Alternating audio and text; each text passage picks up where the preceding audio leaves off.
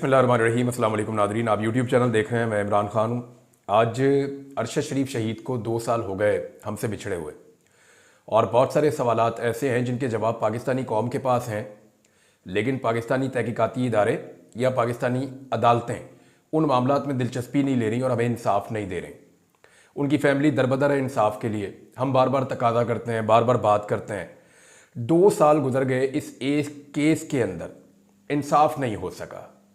यानी पाकिस्तान में जिस भी कत्ल का मामला जो है वो ताकतवर हलकों की तरफ जाता है, उस कत्ल का बनता ही कुछ नहीं है। चाहे वो बेनज़ीर भुट्टो का कत्ल हो, चाहे वो कत्ल हो लियाकत अली खान का, कुछ लोग कहते हैं कायदे आज़म का भी कत्ल हुआ था, और बहुत सारे कत्ल हैं पाकिस्तान की तारीखों में। अब आप इमरान खान साहब पे गोलियां चलने का मामला ले लें, कातलाना हमला था, वो भी मंतकी अंजाम तक नहीं पहुंच रहा। इमरान खान साहब की FIR भी नहीं हुई, और शहीद अरशद शरीफ के मामले में भी बात वहीं खड़ी है। ये मामला अकेले अरशद शरीफ का नहीं है, देखिए उनका पूरा खानदान सफ़र कर रहा है, और जितने पाकिस्तान में सहाफ़ी हैं ये उनके ऊपर एक तरह का अटैक है, जो भी इंडिपेंडेंटली बात करना चाहता है। अब कुछ सवालात ऐसे हैं जिनके जवाब हम लोगों के पास तो हैं, लेकिन रियासत वो सवाल ही नहीं सुनना चाहती। मिसाल के तौर पे अरशद शरीफ पर मुकदमात किसने करवाए? सेम टाइम में हो रहे थे ना, सारे सहाफ़ियों पे हो रहे थे, सारे तो नहीं, हम 4-5 सहाफ़ियों पे हो रहे थे।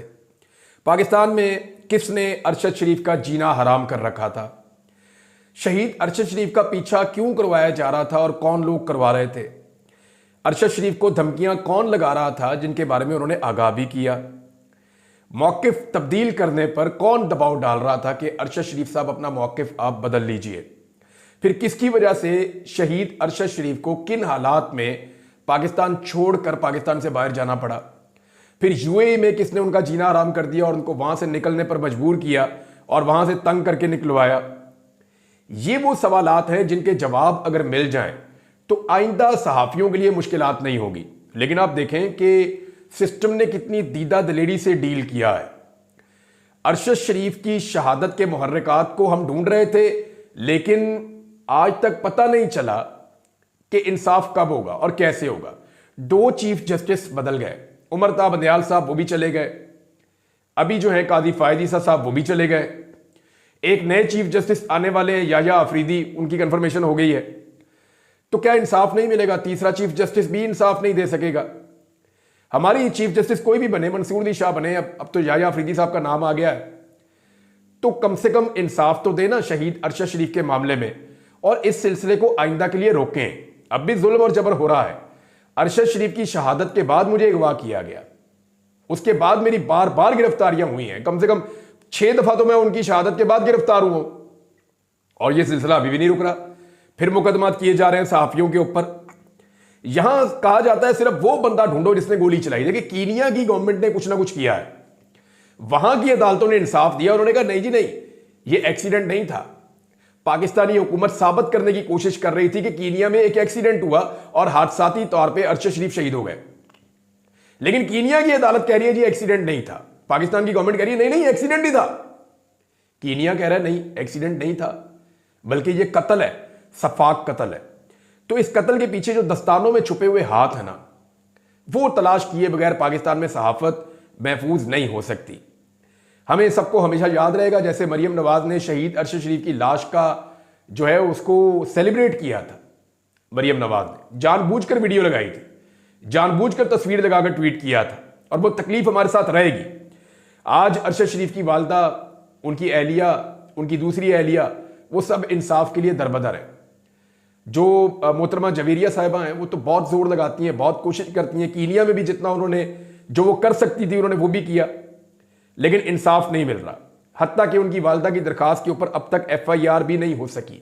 मगर एक बात है कि अरशद शरीफ सिर्फ एक नाम नहीं था किसी इंसान का, वो अब एक मिशन बन गया है।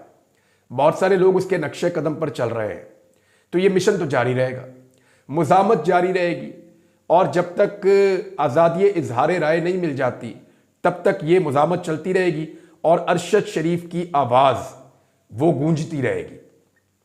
एक चीज़ फाइनल होगी नादरीन, और वो सदर पाकिस्तान ने मंजूरी दे दी है याह्या अफरीदी साहब की नए चीफ जस्टिस के तौर पर, और अब वो बाकायदा 26 तारीख को हलफ उठा लेंगे चीफ जस्टिस ऑफ पाकिस्तान का। याया अफरीदी साहब ने कुछ अभी पता चला है कि जो ज़रूरी ब्रीफिंग्स हैं और जो ज़रूरी चीज़ें हैं वो लेना शुरू कर दी हैं, यानी उन्होंने दिलचस्पी शो कर दी है कि वो चीफ जस्टिस ऑफ पाकिस्तान के तौर पे हलफ उठाएंगे। वैसे भी हुकूमत ने चीफ जस्टिस उसी को बनाना था जिस बारे में हुकूमत को कंफर्मेशन होती कि इनकी मौजूदगी में हमारे लिए प्रॉब्लम और मसाइल पैदा नहीं होंगे। तो उन्होंने जस्टिस याया अफरीदी साहब को चुना। पहले 2 सीनियर चीफ जस्टिस को छोड़कर याया अफरीदी साहब को उन्होंने चुना और चुनने के बाद उन्होंने अपना चीफ जस्टिस बनाया। तो आप बजा तौर पे कह सकते हैं कि ये चीफ जस्टिस जो है ये चॉइस है एमक्यूएम की, पीपल्स पार्टी की और पीएमएलएन की। इससे पहले जो चीफ जस्टिस आते थे वो किसी सियासी जमात की चॉइस नहीं होते थे, लेकिन अब जो चीफ जस्टिस आए हैं ये सियासी जमात की चॉइस हैं। 12 चीफ जस्टिस की तकर्री के लिए सदर पाकिस्तान ने मंजूरी दे दी है और अब 26 तारीख को वो हलफ उठाएंगे। और हामिद खान साहब ने यहां पे एक वार्निंग दी है। एक तो उन्होंने बात की कादी फायद ईसा साहब के हवाले से। देखिए, कादी फायद ईसा साहब पाकिस्तान की तारीख के वो वाहिद चीफ जस्टिस हैं जिनकी रिटायरमेंट पे वकला यौम तशक्कुर मनाएंगे। वकला उनकी रिटायरमेंट के ऊपर जश्न मनाएंगे। हामिद खान साहब ने कहा कि जस्टिस याया अफरीदी हुकूमती पेशकश को कबूल ना करें और अपनी बारी पर चीफ जस्टिस बने, अपनी इज्जत और नाम को बचाएं। फायद ईसा ने जितना नुकसान अदलिया और आइन को पहुंचाया किसी और ने नहीं पहुंचाया। 25 अक्टूबर को मुल्क भर के वकला फायद ईसा से यौम नजात मनाएंगे। यानी ऐसे कभी नहीं हुआ, बहुत अजीब अजीब चीफ जस्टिस इस मुल्क में आए और अपनी मुद्दत मुलाजमत पूरी करके चले गए। लेकिन आप ये देखें कि फायद ईसा साहब के जाने पे लोग यौम नजात मना रहे हैं। जैसे जनरल बाजवा जब रिटायर हुए तो पाकिस्तानियों ने बड़ी खुशी मनाई थी कि यार जनरल बाजवा ने जिस किस्म की एक पाकिस्तान के अंदर हुकूमत तब्दील करवाई, अब तो सारा कुछ पता है। जनरल बाजवा साहब खुद लोगों को फोन करके बताते हैं मैंने ये किया ये किया ये किया। तो जो कुछ भी जनरल बाजवा साहब ने किया था उसके बाद लोगों ने सुख का सांस लिया था और उनकी रिटायरमेंट के ऊपर लोग खुश हुए थे। तो इसी तरह अब कादी फायद ईसा साहब ने अपने इदारे के साथ वही किया है और हामिद खान साहब कह रहे हैं कि 25 अक्टूबर को मुल्क भर के वकला यौम निजात मनाएंगे। ये लाहौर हाईकोर्ट बार में उन्होंने प्रेस कॉन्फ्रेंस की और बहुत सारे और सहाफी भी हैं, वो भी ये मुतालबा कर रहे हैं कि याया अफरीदी साहब आप बहुत अच्छे जज हैं, आप अपनी बारी पर चीफ जस्टिस बने, आप इस पेशकश को कबूल मत करें और अपनी इज्जत और अपना नाम बचाएं। और तीसरे नंबर के जज को चीफ जस्टिस बनाने का मकसद यह है कि अदलिया को आपस में लड़ा दिया जाए। हुकूमत की कोशिश यह है कि जो पहले 2 जजेस हैं वो जब सुपरसीड हो गए हैं तो वो फिर रिजाइन कर दें, वो अपने ओहदों पर ना रहें। लेकिन मेरे ख्याल में किसी भी जज अगर इस्तीफा देना ना तो फिर ज्यादा जज दें, फिर 10-12 जजेस को इस्तीफा देना चाहिए। फिर हाई कोर्ट्स के अंदर, सुप्रीम कोर्ट के अंदर हर तरफ से इस्तीफे आने चाहिए ताकि अगर दबाव डालना है इस्तीफों के जरिए से तो फिर भरपूर दबाव डाला जाए और फिर तहरीक चलाई जाए, पूरी कंपेन खड़ी की जाए जैसे इफ्तिखार चौधरी के लिए हुई थी। लेकिन अगर 2 जजों ने या 4 जजों ने इस्तीफा देकर बाहर होना तो हुकूमत के लिए तो बड़ा अच्छा शुगून है। हुकूमत कहेगी कि ठीक है ये बाहर हो गए, हम 4 जज अपनी मर्जी के और ले आते हैं, पूरी सुप्रीम कोर्ट पे उनका कंट्रोल हो जाएगा। तो ये जो है हुकूमत के लिए अच्छा हो जाएगा। अगर तो इस्तीफे देने से इस हुकूमत को चैलेंज किया जा सकता है और इंसाफ के लिए खड़े हुआ जा सकता है। यानी मंसूर अली शाह साहब का एक स्टेटमेंट भी मार्केट में आया हुआ था, तो वो ये कह रहे थे कि अल्लाह बेहतर करेगा और वो अल्लाह ताला पे डाल रहे थे सारा मामला कि रब बेहतर करेगा। तो मैं वैसे आपको कहता हूं अल्लाह ताला भी उनकी मदद करता है जो अपनी मदद आप करते हैं। अल्लाह ताला कभी उसकी मदद नहीं करता जो अपनी मदद खुद नहीं करता। मैं एक मूवी देख रहा था, उसमें एक वो डायलॉग था मूवी में, काफ़ी पुरानी बात है लेकिन मुझे वो याद रह गया। तो उसमें वो एक आदमी कहता है कि जी आप ऊपर वाले के भरोसे मत बैठे रहे, हो सकता है कि वो आपके भरोसे बैठा हो। यानी आप कुछ हरकत करेंगे तो उसमें बरकत होगी ना। ऐसा तो मुमकिन नहीं है कि आप बैठे रहें और खुद ही फसल लग भी जाए, पक भी जाए, उसका वो उतर भी जाए, उसके बाद उसका जो है वो आटा भी बन जाए, आटा बनने के बाद वो गूंदा भी जाए, वो रोटी पक के आपके सामने आटों पे आ जाए। ऐसा तो नहीं होगा ना। आपको तकोदो करनी पड़ेगी, आपको मुश्किलात में से गुजरना पड़ेगा। तो अगर आप इसके लिए तैयार हैं तो एक तहरीक खड़ी हो सकती है। अदरवाइज फिर मेरे ख्याल में जजेस को अदालत के अंदर रहना चाहिए और अदालत के अंदर रहकर जो है वो टाइम गुजारना चाहिए और इंसाफ के लिए काम करना चाहिए। हामिद खान साहब ने कहा कि कादी फायद ईसा ने जितना नुकसान अदलिया और आइन को पहुंचाया शायद ही किसी और ने पहुंचाया हो और वकला इसके ऊपर अब एक तहरीक चलाएंगे और वकला सड़कों पे आएंगे और इसका गंद भी वकला पर डाला जाएगा। यानी वो ये कह रहे हैं कि 26वीं आईनी तरमीम पास हुई, इसके पीछे कादी फायद ईसा साहब हैं और पाकिस्तान की तारीख में ऐसा कभी नहीं हुआ। ये चाहते हैं वकला सड़कों पे आए और इसका गंद भी वकला पे डाला जाए। अब कभी कहते हैं तहरीक चलाएंगे, कभी कुछ और कहते हैं। वकला कंफ्यूज है। मैंने आपको कल भी बताया था कि पाकिस्तान में तहरीक जब भी चली है वकला की, वो उसके पीछे बहुत बड़ी दौलत इन्वॉल्व होती है, या तो पैसा बहुत होता है और उसके साथ एस्टेब्लिशमेंट की मदद भी होती है। मैं बिल्कुल वकला की तौहीन नहीं कर रहा, बड़े खलूसे नीयत के साथ वकला ने मार भी खाई, तहरीकें भी चलाई, जेलें भी काटी, बड़ी तकालीफ बर्दाश्त की, लेकिन यह बात सच है कि तहरीक के पीछे पैसा भी होता है और एस्टेब्लिशमेंट की मदद भी होती है। इन दोनों चीजों के बगैर तहरीक चलाने का यह पहला मौका है। अब अगर वकला चला लेते हैं तहरीक तो एक सिचुएशन नई बन जाएगी। बुशरा बीबी साहबा के हवाले से खबर है, खबर मैं आपके साथ पहले शेयर कर देता हूं। बुशरा बीबी की जमानत हो गई है, जो वाहिद केस उनके ऊपर बच गया था, और ऐसी सूरत में उन्हें रिहा हो जाना चाहिए। यानी इस्लामाबाद हाई कोर्ट ने बुशरा बीबी की तोशाखाना 2 केस में जमानत की दरखास्त मंजूर कर ली है। जस्टिस मियां गुल हसन औरंगजेब ने उनकी जमानत पे समाअत की थी और जमानत उन्होंने मंजूर कर ली है, और मुख्तसर फैसला देते हुए उन्होंने कहा जी कि इनके मुचलके जमा करवा के इनको आजाद करवा लें। ये जनाब जज साहब ने हुक्म दिया। उसके बाद पाकिस्तान तहरीक इंसाफ जो है वो दौड़ी दौड़ी गई और जाकर उन्होंने कहा जी अब हम जमानत के मुचलके जमा करवाते हैं, दस्तखत करवा के जज से, तो बुशरा बीबी साहबा को घर लेकर जाते हैं। इमरान खान साहब की वो एहलियां हैं, बड़े लंबे अरसे से वो इसी बात की सजा काट रही हैं, जिसका इमरान खान साहब को बड़ा रंज भी है। अब हुआ यह कि जुडिशल कम्प्लेक्स से खड़ी हुई खदीजा सिद्दीकी साहबा ने यह बताया उसी वक्त कि जनाब ये तो पहली दफा ऐसा हुआ पाकिस्तान की तारीख में, पूरी अदालत ही खाली है, ना यहां पे मेन जज है, ना यहां पे ड्यूटी जज है, ना यहां पे एडमिन जज है। जिस जज के पास जाते हैं जज अवेलेबल नहीं है, दूसरी अदालत में गए वहां भी पता चला कि इनके पास इख्तियार ही नहीं, तो जानबूझकर बुशरा बीबी को अंदर रखा गया। इस पे पाकिस्तान तहरीक इंसाफ ने एक स्टेटमेंट जारी किया है, वो मैं आपको पढ़ के बता देता हूं। तहरीक इंसाफ कहती है जी इस्लामाबाद हाई कोर्ट ने इमरान खान की एहलिया बुशरा बीबी को फौरी रिहा करने का हुक्म दे दिया।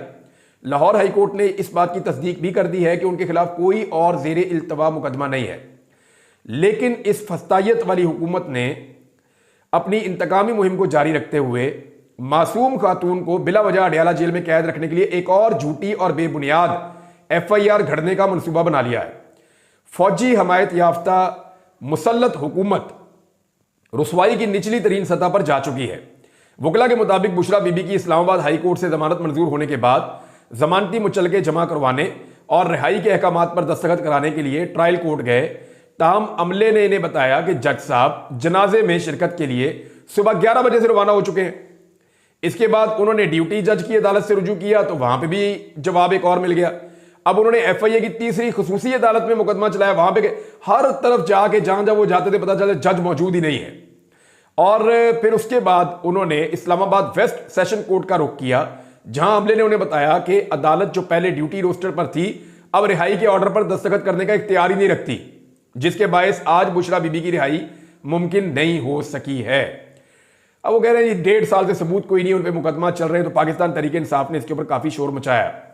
पाकिस्तान तहरीक इंसाफ की जो कोर कमेटी है उन्होंने आईनी तरमीम के हवाले से मामला अदालत में चैलेंज करने का फैसला भी किया है, और इस मामले को अदालत में चैलेंज करने के लिए उन्होंने जो लीगल टीम है पाकिस्तान तहरीक इंसाफ की उनके हवाले कर दिया ये सारा मामला।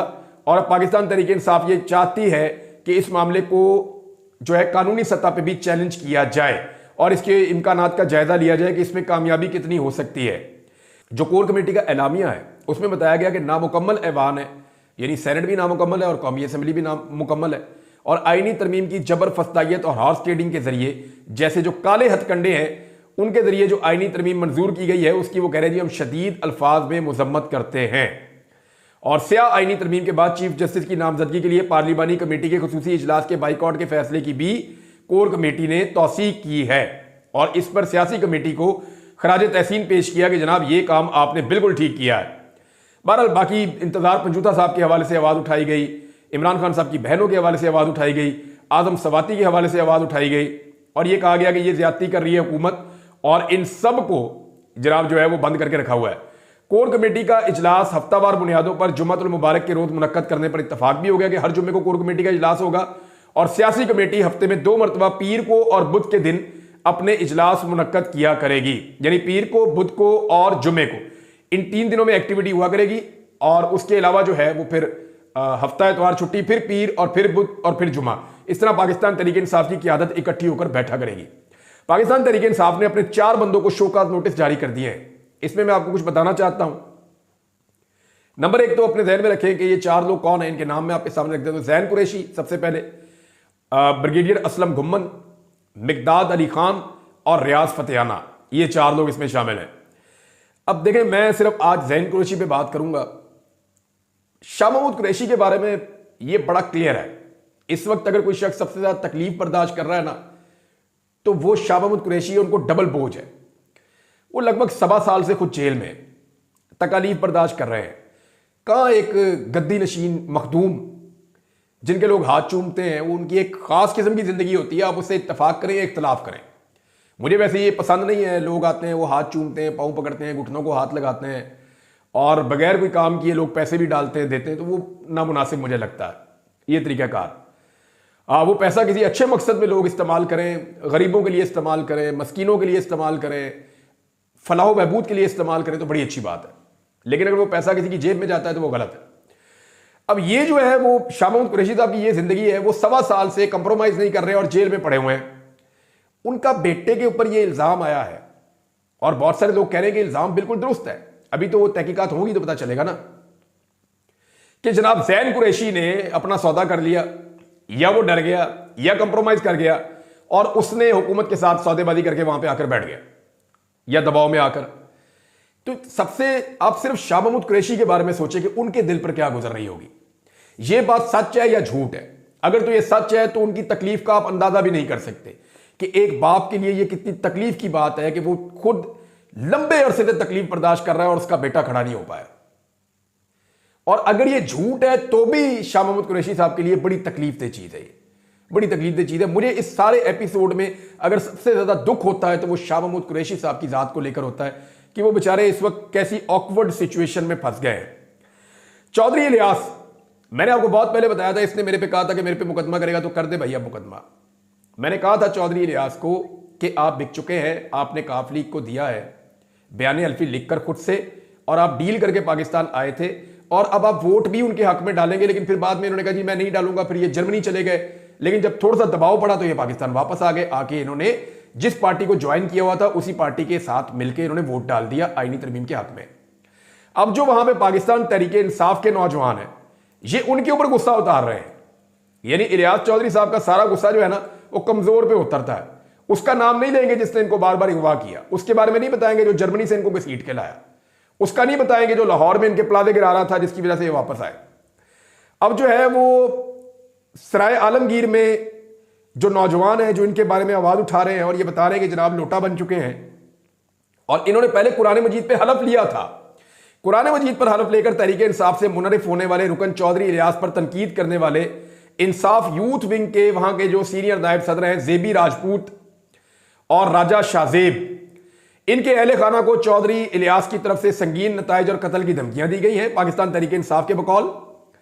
और यह भी कहा जा रहा है कि उनके घरों पे और जहां पे वो मौजूद हो सकते हैं वहां पे उनके रिश्तेदारों पे छापे मारे जा रहे हैं और इनके चाचा राजा इदरीस को गिरफ्तार करके भी साथ ले गए हैं। तो चौधरी इलियास साहब छोड़े, दफा करें यार, सियासत आपका काम ही नहीं है। आप नहीं खड़े हो सके, इसका गुस्सा इन नौजवानों से क्यों आप ले रहे हैं इसका बदला? अब पाकिस्तान तहरीक इंसाफ ने आपको कभी टिकट नहीं देना तो आपको इस जमात में इज्जत की जरूरत क्या है? पूरे पाकिस्तान में आपके इश्तिहार छप गए। अब इन नौजवानों पे गुस्सा क्यों उतार रहे हैं? खड़े आप नहीं हो पाए, गुस्सा आप इन नौजवानों पे निकाल रहे हैं। कुछ और चीजें आपके साथ शेयर करता हूं लेकिन अगले वीलॉग में। नाज़रीन, तब तक के लिए इतने, अपना ख्याल रखिएगा, अपने इस चैनल का भी। अल्लाह हाफिज।